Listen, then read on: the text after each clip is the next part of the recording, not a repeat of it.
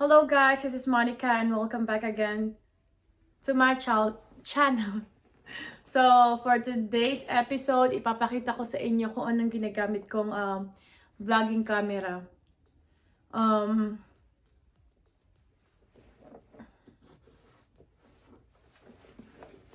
So, ito yung ginagamit kong vlogging camera. Hindi nyo... So, it's iPhone 11, 256 gigabyte. Hindi ko na ipapakita yung camera kasi nandiyan siya. Pero mamaya mag-insert ako ng video kung ano yung setup ko sa camera. So, nandito yung kanyang headset and yung charger. Tinanggal ko na kasi ginagamit ko. And yeah. So, ito yung gamit ko and nandiyan siya. Tapos, I'm just only using my phone and the ring light. Ipapakita ko siya mamaya. So, sasabihin ko sa inyo kung ano yung specs ng iPhone 11. Kala mo talaga totoo, no? So, it shoots 4K videos, a swapping landscape with all new dual camera system. So, as of right now, yung camera na gamit ko is yung sa selfie camera niya sa harap, yung front camera. Never ko pang trinay yung sa likod, pero itatry natin later kung ano yung mas maganda, yung front camera ba o yung likod. Pero mas prefer ko yung front camera kasi at least nakikita ko yung itsura ko. Hindi nakikita yung itsura, pero I mean, I know how it looks like. So, capture your best low lights photos in night mode. Never ko pang na-try yung phone capturing pictures during night mode. Pero later, mag-insert ako ng mga pictures. How it looks like. Kung maganda ba. What do you think? Alam mo yon. And see true to life color in your photos. True to life nga, best. Minsan pag nag-aano ako, pag nag-picture ako or nag-video ako, lalo na pag may natural light, kitang-kita yung pores ko, nakikita yung mga anik-anik ko. So, kung titignan niyo siya ngayon, ito siya. Diba? Nakita pa yung pangit na pagka-contour ko, pero yeah. True to life nga.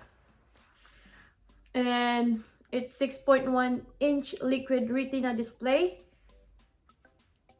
True, maano siya, mas malaki siya sa iPhone 11 Pro.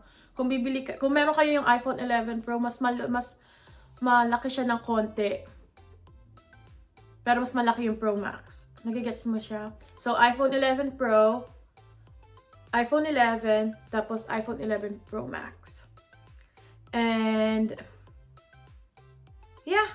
So far, maganda yung, yung capturing ng photos. Meron siyang yung portrait mode. Maganda rin siya. Tapos, yung catch dito is so cheap. So cheap. So cheap.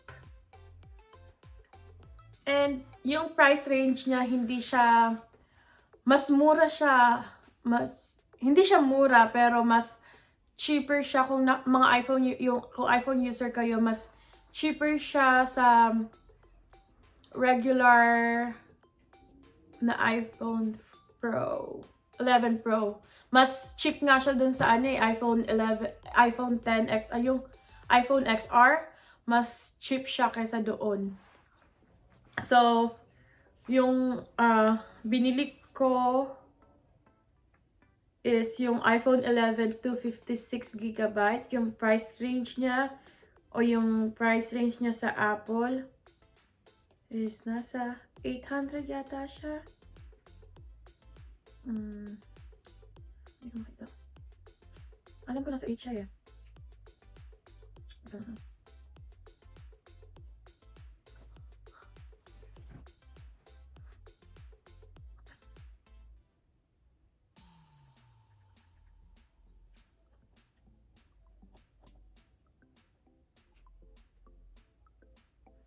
Okay. So, ito yung price range niya. Nasa, hindi ko alam kung makikita niyo siya. So, it's $699 $699 to $849.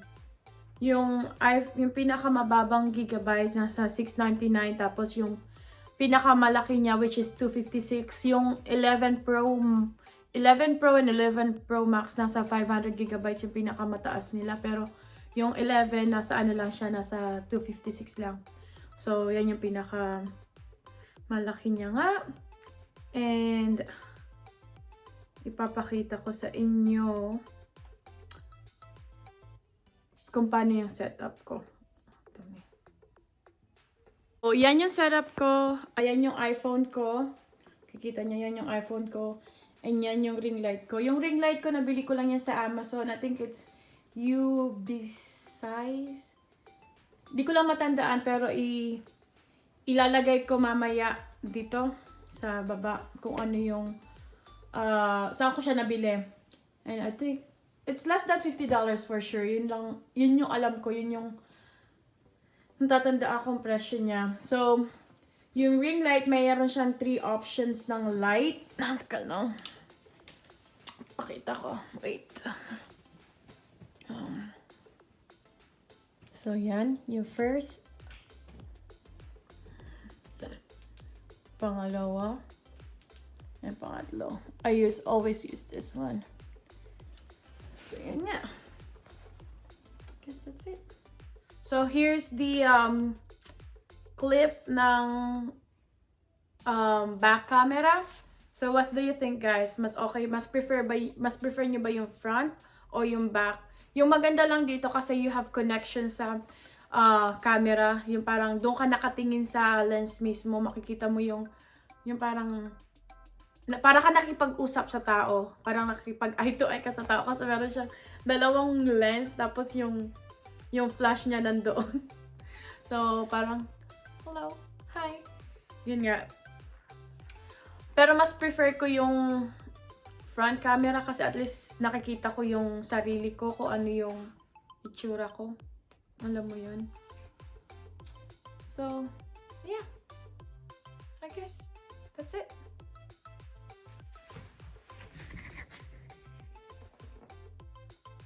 So, yung tingin ko lang na ayoko sa back camera kasi hindi mo nakikita yung sarili mo. Hindi tulad nung dito sa front camera, nakikita mo yung sarili mo. Alam mo yung parang kahit sa peripheral view mo lang, nakikita mo, alam mo, nandiyan ka, alam mo kung ano itsura mo.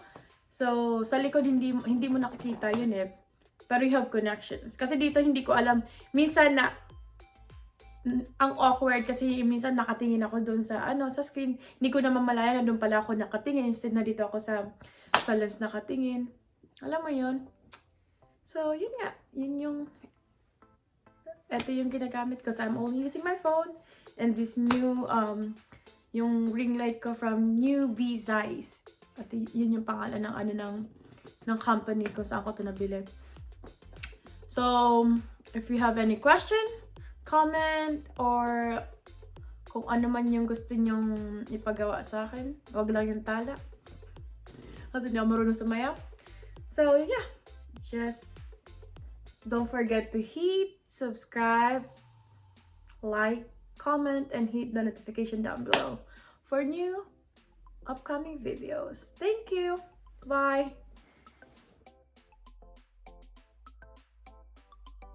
Hi! Hi! Say hi muna. Ang kulit-kulit mo eh. Hi!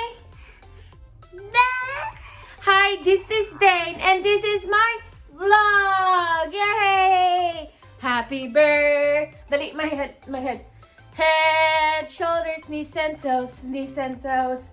Head, shoulders, knees and toes, knees and toes.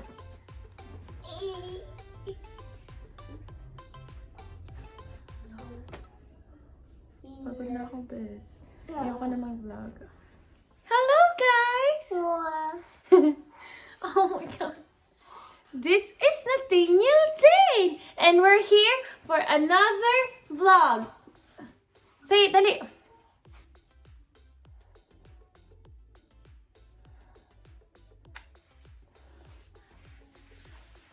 Stop.